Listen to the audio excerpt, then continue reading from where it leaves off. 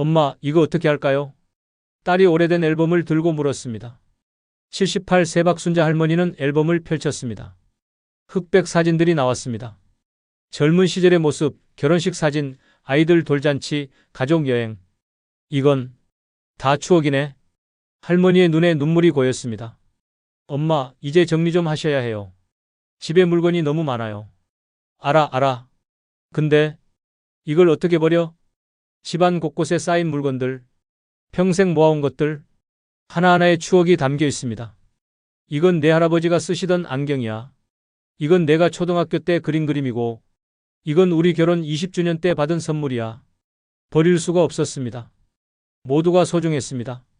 여러분, 70대 중반이 되면 이런 고민이 시작됩니다. 인생을 정리해야 한다는 생각. 하지만 어디서부터 어떻게 시작해야 할지 막막합니다. 안녕하세요, 여러분. 오늘은 70대 중반의 인생 정리에 대해 이야기하려 합니다. 무겁고 슬픈 주제입니다. 하지만 반드시 필요한 이야기입니다. 미리 준비하지 않으면 나중에 가족들이 더 힘들어집니다. 이 영상을 끝까지 보시면 여러분은 인생을 정리하는 방법을 알게 됩니다. 무엇을 준비해야 하는지, 어떻게 정리해야 하는지, 그리고 편안한 마음으로 남은 인생을 살 수 있습니다. 지금 70대 중반이신 분들 꼭 끝까지 들어주세요. 그리고 70대 부모님을 두신 분들, 이 영상을 부모님과 함께 보세요. 시작하기 전에 구독, 좋아요, 알림 설정 부탁드립니다. 여러분의 작은 클릭이 더 많은 분들에게 도움이 됩니다. 그럼 시작하겠습니다. 70대 중반이 되면 죽음이 현실로 다가옵니다. 젊을 때는 죽음이 먼 미래의 일이었습니다. 생각하지 않으려 했습니다. 하지만 70대 중반이 되면 달라집니다. 주변에서 부고가 자주 옵니다. 학창 시절 친구가 돌아가셨습니다. 직장 동료가 돌아가셨습니다. 이웃이 돌아가셨습니다. 한 달에 두세 번씩 장례식장에 갑니다. 영정사진 앞에 섭니다. 조문을 합니다. 삼가 고인의 명복을 빕니다. 말은 하지만 마음은 복잡합니다. 다음은 나일 수도 있겠구나. 이런 생각이 자꾸 듭니다. 두렵습니다. 하지만 피할 수 없는 현실입니다. 배우자가 먼저 가는 경우도 많습니다. 50년을 함께 산 반려자. 어느 날 갑자기 병원에 실려갑니다. 며칠 후 돌아가십니다. 홀로 남은 사람은 막막합니다. 이제 나도 얼마 안 남았구나. 죽음이 멀지 않다는 걸 느낍니다. 건강도 나빠집니다. 병원에 자주 갑니다. 검사를 받습니다. 의사가 말합니다.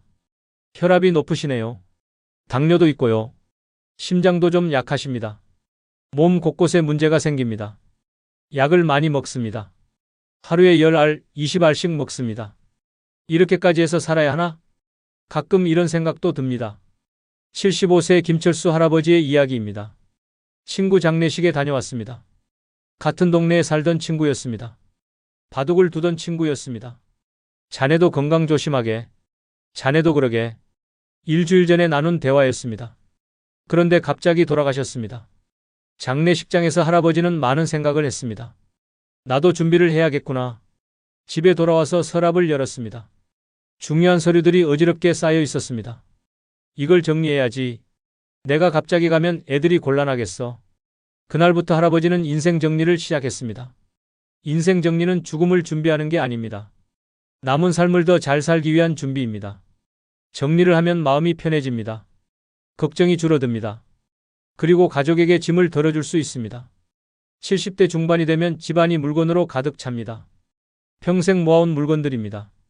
옷, 신발, 가방, 그릇, 책, 사진, 편지, 기념품. 셀 수 없이 많습니다. 옷장을 열면 옷이 빽빽합니다. 입지 않는 옷이 대부분입니다. 10년 전 산 옷도 있습니다. 20년 전 산 옷도 있습니다. 언젠가는 있겠지.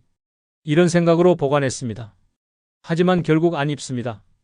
사이즈도 안 맞고 유행도 지났습니다. 신발장도 마찬가지입니다.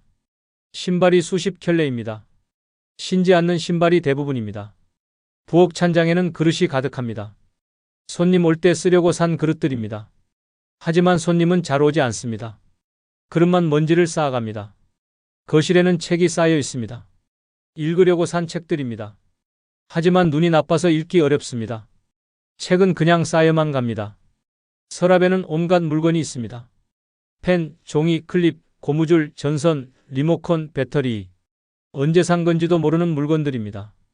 침실 장롱에는 이불과 담요가 쌓여 있습니다. 쓰지 않는 것들입니다. 하지만 버리기 아깝습니다. 베란다에는 빈 상자가 쌓여 있습니다. 나중에 쓸 수도 있어. 이런 생각으로 모아뒀습니다. 이렇게 집안 곳곳이 물건으로 가득 찹니다. 공간이 없습니다. 청소도 어렵습니다. 먼지가 쌓입니다. 더 큰 문제는 무엇이 어디 있는지 모른다는 겁니다. 내 통장이 어디 갔지? 보험 증서가 어디 있더라? 집 문서는 어디 뒀지? 중요한 서류를 찾지 못합니다. 집안 어딘가에 있는데 어디인지 모릅니다. 그러다 정말 필요할 때 못 찾습니다. 급하게 찾아야 하는데 안 나옵니다. 스트레스를 받습니다. 물건이 많으면 관리도 어렵습니다. 청소하기 힘듭니다. 정리하기 힘듭니다. 이사하기도 힘듭니다. 그리고 혹시 내가 갑자기 가면 어떻게 될까요? 자식들이 집을 정리해야 합니다. 물건을 다 치워야 합니다. 엄청난 일입니다. 엄마 아빠는 왜 이렇게 물건이 많아? 자식들이 며칠 동안 집을 정리합니다. 힘들고 슬픕니다. 그래서 미리 정리해야 합니다. 지금부터 조금씩 정리하세요. 무엇부터 정리해야 할까요? 첫째, 옷을 정리하세요. 옷장을 열어보세요. 입지 않는 옷이 얼마나 많은가요? 1년 동안 한 번도 안 입은 옷은 버리세요. 2년 동안 안 입었으면 앞으로도 안 입습니다. 사이즈가 안 맞는 옷도 버리세요. 살 빼면 입지. 이런 생각은 버리세요. 안 빠집니다. 유행 지난 옷도 버리세요. 20년 전 옷은 지금 입을 수 없습니다. 상태가 나쁜 옷도 버리세요. 구멍난 옷, 색바랜 옷, 늘어난 옷. 수선해서 입는 것보다 버리는 게 낫습니다. 버릴 때는 3개의 상자를 준비하세요. 첫 번째 상자 버릴 것, 두 번째 상자 기부할 것, 세 번째 상자 보관할 것. 옷을 하나하나 꺼내서 상자에 넣으세요. 상태가 좋은 옷은 기부하세요. 주민센터나 교회, 성당에 기부 상자가 있습니다. 누군가 유용하게 쓸 겁니다. 상태가 나쁜 옷은 버리세요. 쓰레기 봉투에 넣어서 버리세요. 정말 소중한 옷만 보관하세요. 자주 입는 옷, 특별한 의미가 있는 옷만 남기세요. 76세 이영희 할머니의 이야기입니다. 옷장에 옷이 100벌이 넘었습니다. 옷장 문이 안 닫혔습니다. 딸이 도와주겠다고 했습니다. 함께 옷을 정리했습니다. 엄마, 이거 언제 산 거예요? 20년 전에 산 거야. 20년 동안 안 입으셨잖아요. 버리세요. 그래도 아깝잖아. 안 입으시면 쓰레기예요. 딸의 말이 맞았습니다. 결국 옷 80벌을 버렸습니다. 옷장이 텅 비었습니다. 문이 잘 닫혔습니다. 마음도 시원했습니다. 진작에 정리할걸? 할머니는 후회했습니다. 둘째, 물건을 정리하세요. 집안 곳곳의 물건을 정리하세요. 부엌 찬장의 그릇을 정리하세요. 깨진 그릇, 안 쓰는 그릇을 버리세요. 같은 종류의 그릇이 너무 많으면 일부만 남기고 버리세요. 거실의 책을 정리하세요. 다시 읽지 않을 책은 버리세요. 도서관에 기증하거나 재활용하세요. 서랍의 잡동사니를 정리하세요. 고장난 물건, 쓰지 않는 물건을 버리세요. 베란다의 빈 상자를 버리세요. 나중에 쓸 일 없습니다. 정리할 때는 이렇게 생각하세요. 이걸 1년 안에 쓸까? 아니라면 버리세요. 이게 정말 소중한가? 아니라면 버리세요. 내가 죽으면 자식들이 이걸 원할까? 아니라면 버리세요. 처음에는 버리기 어렵습니다. 모든 게 아까워 보입니다. 하지만 시작하면 점점 쉬워집니다. 버리고 나면 후련합니다. 집이 넓어 보입니다. 청소도 쉬워집니다. 마음도 가벼워집니다. 셋째, 사진을 정리하세요. 집에 사진이 얼마나 많은가요? 앨범이 수십 건일 겁니다. 사진이 수천 장일 겁니다. 흐릿한 사진, 잘 안 나온 사진, 누군지 모르는 사람 사진. 이런 사진들을 버리세요. 정말 소중한 사진만 남기세요. 가족 사진, 특별한 순간의 사진만 남기세요. 그리고 사진 뒤에 메모를 하세요. 1985년 제주도 여행, 2000년 아들 결혼식, 2005년 첫 손주 돌잔치, 날짜와 장소 누구와 함께였는지 적으세요. 나중에 자식들이 볼 때 이해하기 쉽습니다. 요즘은 디지털 사진도 많습니다. 핸드폰에 사진이 수백 장 있을 겁니다. 이것도 정리하세요. 흐릿한 사진, 중복된 사진을 삭제하세요. 그리고 중요한 사진은 인화하세요. 디지털 사진은 핸드폰이 고장나면 사라질 수 있습니다. 넷째, 추억의 물건을 정리하세요. 편지, 일기장, 상장, 트로피, 기념품. 이런 것들이 있을 겁니다. 다 보관할 필요는 없습니다. 정말 소중한 것만 남기세요. 그리고 자식들에게 설명해 주세요. 이건 내 할아버지가 나한테 쓴 첫 편지야. 이건 내가 처음 받은 상이야. 이건 우리 결혼식 때 받은 선물이야. 이야기를 들려주세요. 그러면 자식들도 그 물건의 가치를 알게 됩니다. 정리가 끝나면 집이 깨끗해집니다. 공간이 생깁니다. 마음도 편해집니다. 그리고 무엇보다 자식들에게 짐을 덜어주게 됩니다. 70대 중반이 되면 중요한 서류를 정리해야 합니다. 서류가 어지럽게 흩어져 있으면 안 됩니다. 정리해서 한 곳에 모아두세요. 어떤 서류를 정리해야 할까요? 첫째, 재산 관련 서류입니다. 부동산 등기부등본, 집 문서입니다. 어디에 있는지 확인하세요. 통장과 도장, 은행 통장이 몇 개인지 확인하세요. 도장도 함께 보관하세요. 보험 증서, 어떤 보험에 가입했는지 확인하세요. 증서를 한 곳에 모으세요. 연금 관련 서류, 국민연금, 개인연금 서류를 정리하세요. 주식, 펀드 서류, 투자한 것이 있다면 서류를 정리하세요. 카드, 몇 개의 카드를 쓰는지 확인하세요. 이 서류들을 큰 봉투나 파일에 넣으세요. 라벨을 붙이세요. 재산 관련 서류라고 쓰세요. 그리고 목록을 만드세요. 신한은행 통장 1개, 우리은행 통장 1개, 삼성생명 보험 1개, 아파트 등기부등본, 이렇게 목록을 작성하세요. 목록을 봉투 앞면에 붙이세요. 둘째, 의료 관련 서류입니다. 건강보험증, 어디에 있는지 확인하세요. 진료기록, 큰 병을 앓았다면 진료기록을 보관하세요. 복용 중인 약 목록, 어떤 약을 먹는지 적으세요. 병원 이름, 의사 이름도 함께 적으세요. 혈액형, 알레르기, 이런 정보를 메모해 두세요. 응급연락처, 자식들 전화번호, 주치의 전화번호를 적으세요. 이것들도 한 봉투에 넣으세요. 의료 관련 서류라고 쓰세요. 셋째, 개인 서류입니다. 주민등록증, 운전면허증, 어디에 있는지 확인하세요. 가족관계 증명서, 필요할 때 어디서 발급받는지 알아두세요. 인감도장과 인감증명서, 안전한 곳에 보관하세요. 넷째, 중요한 계약서입니다. 집 임대차 계약서, 전세나 월세로 사는 경우 계약서를 보관하세요. 보험 계약서, 이미 보험 증서를 정리했지만 계약서도 함께 보관하세요. 할부 계약서, 할부로 산 물건이 있다면 계약서를 보관하세요. 이 서류들을 모두 한 곳에 보관하세요. 서랍이나 금고에 넣으세요. 자식들에게 알려주세요. 중요한 서류는 다 저 서랍에 있어. 혹시 무슨 일 있으면 거기를 봐. 이렇게 말해두세요. 그리고 비밀번호가 있는 것들은 적어두세요. 은행 비밀번호, 핸드폰 비밀번호, 컴퓨터 비밀번호. 적어서 봉투에 넣으세요. 비밀번호 목록이라고 쓰세요. 물론 안전하게 보관해야 합니다.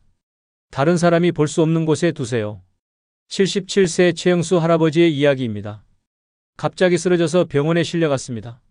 의식이 없었습니다. 자식들이 급하게 할아버지 집에 갔습니다. 건강보험증을 찾아야 했습니다. 복용 중인 약도 알아야 했습니다. 하지만 집안이 엉망이었습니다. 서류가 여기저기 흩어져 있었습니다. 건강보험증이 어디 있지? 복용하시던 약이 뭐지? 자식들은 집을 뒤졌습니다. 1시간 넘게 찾았습니다. 겨우 건강보험증을 찾았습니다. 아버지가 미리 정리해 놓으셨으면 좋았을 텐데 다행히 할아버지는 깨어났습니다. 그 후로 할아버지는 서류를 정리했습니다. 다시는 애들한테 이런 고생 시키면 안 되지. 중요한 서류를 모두 한 봉투에 넣었습니다. 아들에게 알려주었습니다. 혹시 내가 또 쓰러지면 이 봉투를 봐라. 아들은 고마워했습니다. 서류 정리는 어렵지 않습니다. 하루면 충분합니다. 미루지 말고 지금 하세요. 70대 중반이 되면 유언장을 작성해야 합니다. 유언장, 무겁고 슬픈 단어입니다. 하지만 필요합니다. 유언장이 없으면 어떻게 될까요? 재산 분할로 자식들이 싸울 수 있습니다. 누가 집을 가질 것인가, 누가 통장을 가질 것인가, 형제 자매가 다툽니다. 평생 우애 좋게 지내던 자식들이 재산 문제로 원수가 됩니다. 법정까지 갑니다. 이런 일을 막으려면 유언장을 써야 합니다. 유언장에는 무엇을 쓸까요? 첫째, 재산 분할입니다. 집은 누구에게 줄 것인지, 통장은 어떻게 나눌 것인지 명확하게 적으세요. 아파트는 큰아들에게, 통장의 돈은 자녀들에게 균등하게 나눈다. 이렇게 구체적으로 적으세요. 공평하게 나누려고 노력하세요. 한쪽에 치우치면 나중에 문제가 됩니다. 둘째, 장래에 관한 희망사항입니다.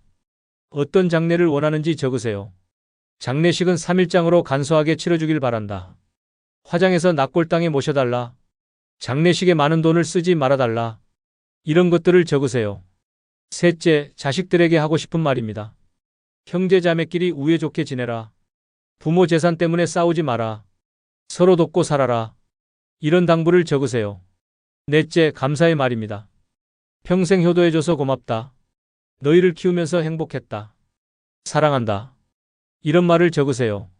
자식들이 평생 간직할 겁니다. 유언장은 어떻게 쓸까요? 법적으로 유효한 유언장을 쓰려면 형식이 중요합니다. 자필로 쓰세요. 컴퓨터로 치면 안 됩니다. 반드시 손으로 쓰세요. 날짜를 쓰세요. 2025년 10월 10일처럼 명확하게 쓰세요. 본인의 이름을 쓰고 도장을 찍으세요. 증인이 있으면 더 좋습니다. 변호사나 공증인 앞에서 작성하면 법적 효력이 확실합니다. 공증을 받는 것도 좋습니다. 공증사무소에 가서 공증을 받으면 나중에 문제가 생기지 않습니다. 유언장은 안전한 곳에 보관하세요. 금고나 은행 대여금고에 보관하세요. 그리고 자식들에게 알려주세요. 유언장을 썼다. 보관했다. 이렇게 말해두세요. 위치를 비밀로 하면 나중에 못 찾을 수 있습니다. 78세 김순자 할머니의 이야기입니다. 재산이 많지는 않았습니다.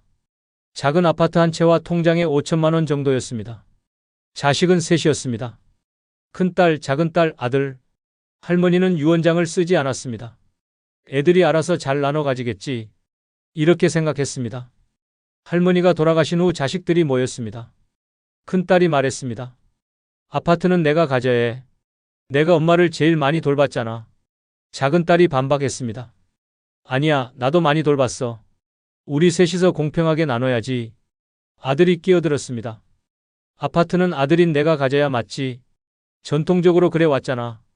셋이서 싸웠습니다. 목소리가 높아졌습니다. 평생 우애 좋게 지내던 형제 자매가 원수처럼 다투었습니다. 결국 법정까지 갔습니다. 변호사를 선임했습니다. 소송 비용으로 수백만 원이 들어갔습니다. 2년 동안 소송이 이어졌습니다. 그 사이 형제 자매는 서로 말도 안 했습니다. 결국 법원의 판결로 재산을 나눴습니다. 하지만 형제 관계는 회복되지 않았습니다. 엄마가 유언장만 써놨어도 자식들은 후회했습니다. 여러분, 이런 일이 생기지 않게 하려면 유언장을 써야 합니다. 미루지 마세요. 70대 중반이 되면 장례에 대해 생각해야 합니다. 어떤 장례를 원하시나요?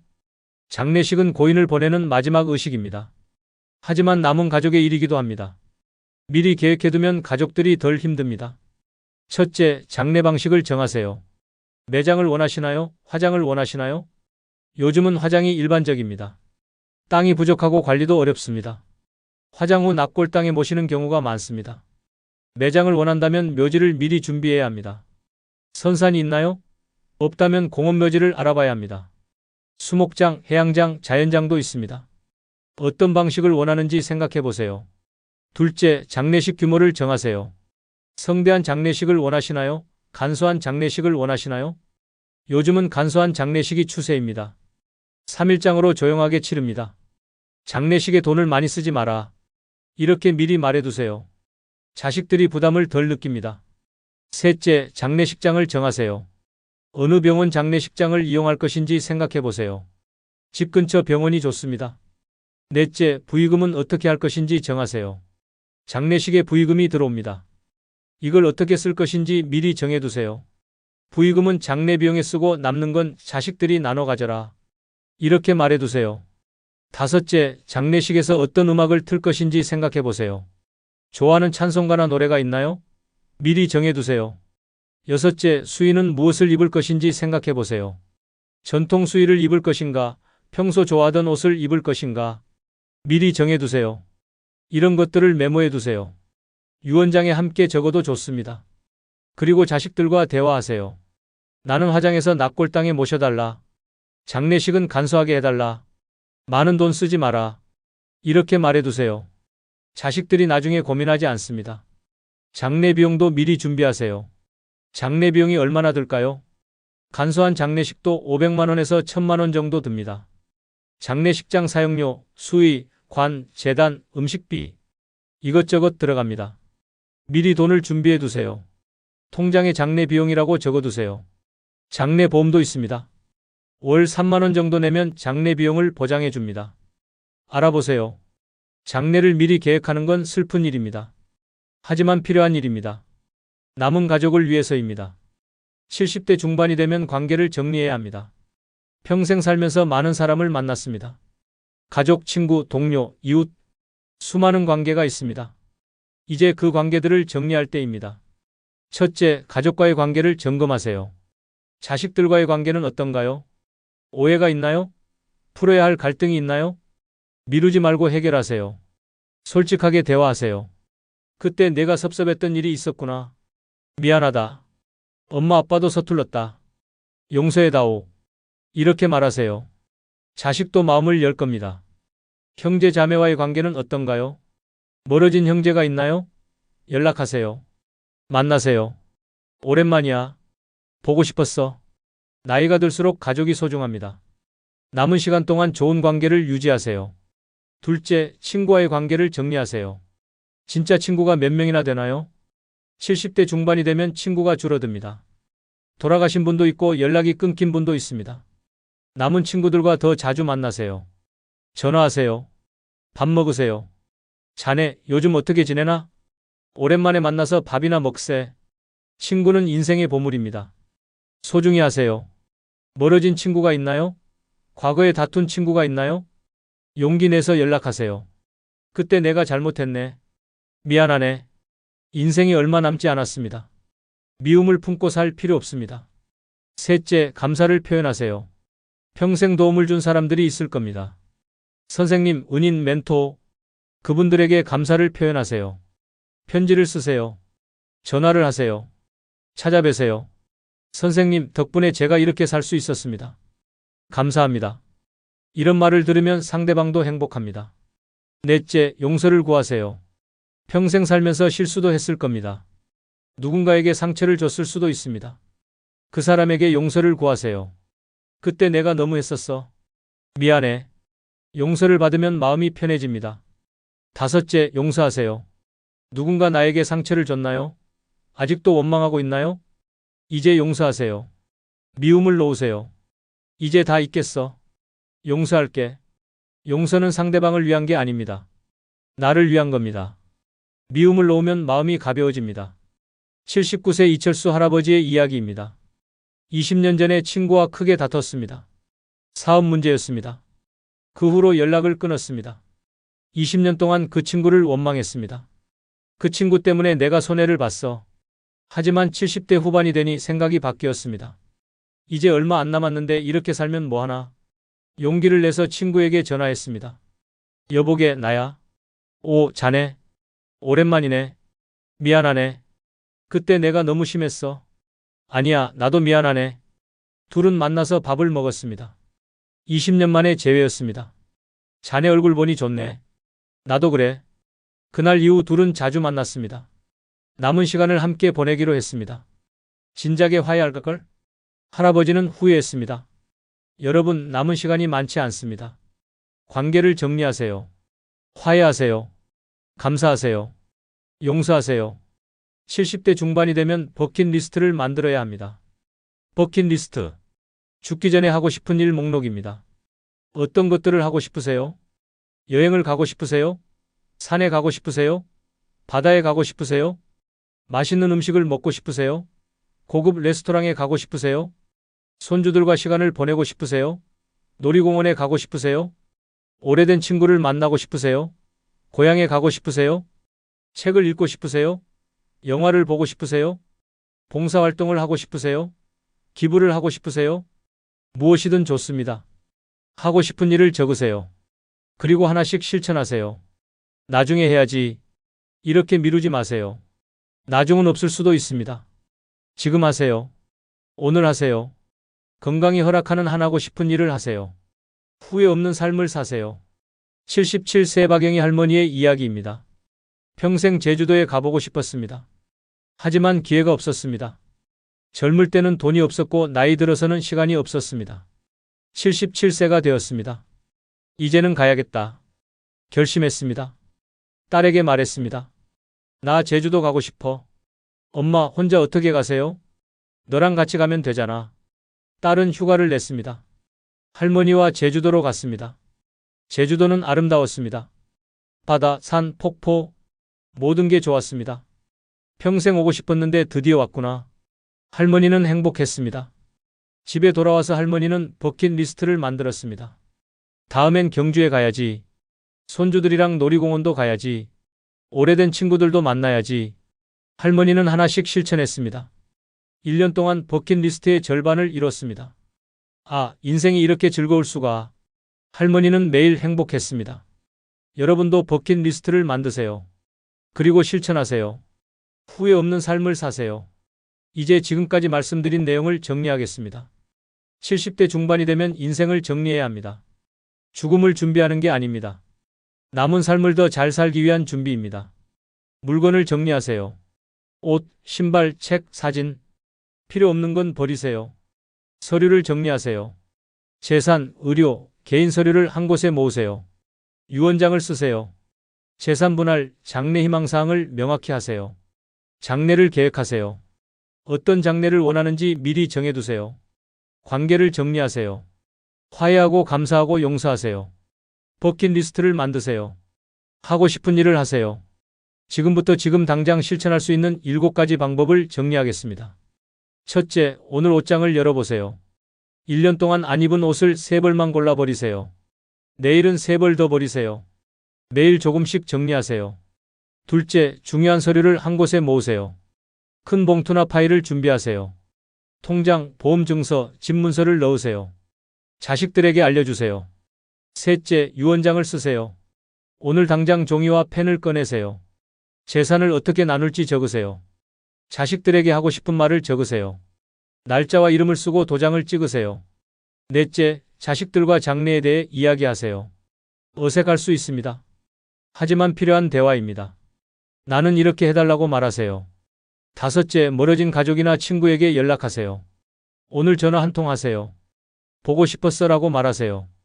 밥 약속을 잡으세요. 여섯째, 감사한 사람에게 편지를 쓰세요. 선생님, 은인, 친구, 누구든 좋습니다. 감사합니다라고 쓰세요. 보내세요. 일곱째, 버킷리스트를 만드세요.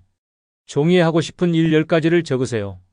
그중 가장 하고 싶은 것 하나를 고르세요. 언제 할지 날짜를 정하세요. 실천하세요. 여러분, 인생 정리는 슬픈 일이 아닙니다.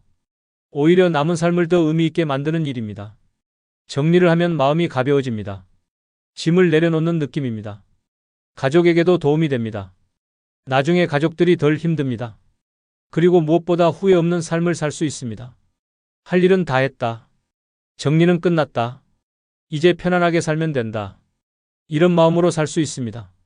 70대 중반은 인생의 끝이 아닙니다. 새로운 시작입니다. 정리를 마치고 나면 진짜 자유로워집니다. 하고 싶은 일을 하며 살 수 있습니다. 여러분의 남은 인생이 평화롭고 의미 있기를 바랍니다. 다음 영상은 70대 중반의 현실 시리즈의 마지막입니다. 75세가 넘으면 삶의 의미를 다시 찾게 됩니다. 인생의 황혼기 어떻게 의미 있게 보낼까요? 행복한 마무리를 위한 지혜를 나눕니다. 꼭 시청해주세요. 이 영상이 도움이 되셨다면 구독 버튼을 눌러주세요. 좋아요와 알림 설정도 부탁드립니다. 댓글로 여러분의 경험을 나눠주세요. 부모님과 함께 정리를 시작했어요. 유언장을 썼더니 마음이 편해졌어요. 멀어진 친구와 화해했습니다. 여러분의 댓글 하나하나가 다른 분들에게 큰 도움이 됩니다. 그리고 이 영상을 주변에 공유해주세요. 70대 부모님을 두신 분들, 70대 어르신들께 꼭 보여주세요. 오늘 말씀드린 7가지를 기억하세요. 옷 정리, 서류 정리, 유언장 작성, 장래 계획, 관계 회복, 감사 표현, 버킷리스트 실천. 이것들만 해도 인생 정리는 끝입니다. 오늘부터 시작하세요. 내일로 미루지 마세요. 여러분 모두 평화롭고 의미 있는 노년을 보내시길 진심으로 바랍니다. 정리는 끝이 아니라 시작입니다. 새로운 자유의 시작입니다. 여러분은 할 수 있습니다. 오늘도 이 영상을 끝까지 시청해 주셔서 정말 감사합니다. 다음 영상에서 또 뵙겠습니다. 건강하세요. 행복하세요. 그리고 정리하세요. 감사합니다.